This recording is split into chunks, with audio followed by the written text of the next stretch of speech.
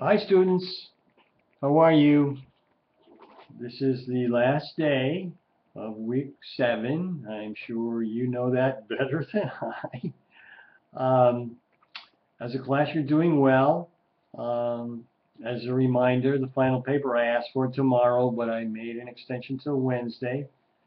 Several of you have already submitted your paper, and I thank you for that. I will begin grading them very soon, either this evening or certainly most of the day tomorrow.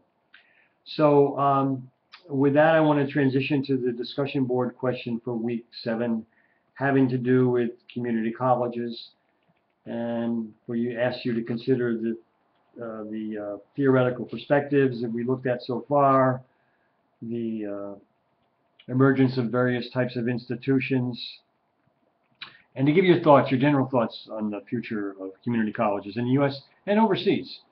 I'm going to, give my salient comments and some shout outs. But first, I want to put it in context. I worked for 18 years in community colleges. The majority of those at urban college, Bunker Hill Community College in Boston, and at a more suburban college in southern Maine. And I'm a product of community colleges. The classic person didn't know what he wanted to do out of high school and went there and then transferred to the university and then just got the education bug. So I got my broad comments is something that many of you probably know. It remains the door of opportunity for education and advancement for many people. The retention and graduation rates are very low, but that's because of the issue of mission creep.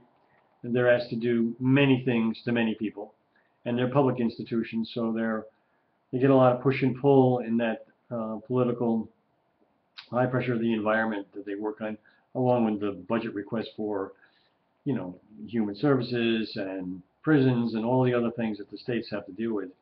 Um, but they continue to be a path, and many of the colleges who are two-year colleges now offer four-year degrees, either by having a state college or university on campus, or they actually got state permission to offer baccalaureate degrees. And the model has expanded overseas. When I worked at Bunker Hill, we had many educators from around the world. I can remember in particular a group from India which wanted to start a community college, and now they do have several over there. So if I have a bias, it's only because, of my long association with it. It's one important part of higher education. Some say it was the beginning of the massification of higher education, and it is a diminishing of the liberal arts and all the issues that came up in some of the readings. And there's some grain of truth to all of those. And there's also specialized community colleges like tribal colleges, colleges and centers that are largely populated by certain groups like Hispanics, African Americans, and so forth. But they serve a mission in the context of American higher education and also international. So now, my shout outs. I want to begin with Alex, who talked about the similarity of minority students in Thailand, Thai Christians and Thai Muslims, and attest to the similar problems and tensions that they have there. And Elizabeth Green, she would argue that she uses the example of one of our theories, isomorphism, as institutions share a similar practice, but it doesn't always seem to be effective. And here she's talking about the practice of remedial and developmental education, which ironically, yes, community colleges were one of the first to develop it, but now you go to almost any four-year college and there is some type of remedial education or additional developmental education in writing and in math. It's very common. And Raymond talked about the garbage can model where a problem is loosely defined and people are throwing solutions at it. And he said the same is true for decision-making process due to the fluid number of participants. That's an excellent example. And Maria, who had several posts, talked about the issue of liberal arts versus the job training and the problem, as I alluded to in my opening remarks, about retention and graduation rates. And later on, she talked about her feeling that many of the community colleges have lost their sense of purpose.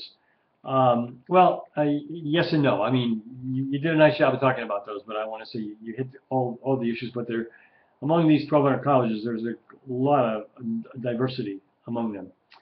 And Gianluca talked about that there now are and will continue to be a revolutionary future in granting access and deal with issues such as diversity, challenging racist structures, and creating advancement opportunities for women and historically underrepresented groups. That's absolutely true. And in a way, that's pushed the agenda that couldn't have been pushed by any other force. The educational setting is a perfect setting for many of these things to get a more public exposure and can actually help influence legislation and change behaviors. And Christiana talked about a very interesting point, and that is the caliber of full-time versus part-time professors and the large number of adjunct faculty at community colleges. I know because I supervised and hired adjunct faculty, and the ratio is very high. Not that it isn't higher at some nonprofit private schools or for-profit institutions, but community colleges are particularly challenged in this arena. In general, that's my observations. You handled that question very well. I know many of you are right now at the keyboards working on your final papers, and I'm looking forward to reading them.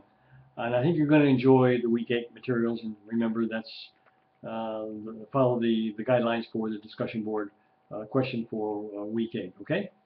Thank you very much. Those are my observations on Week 7.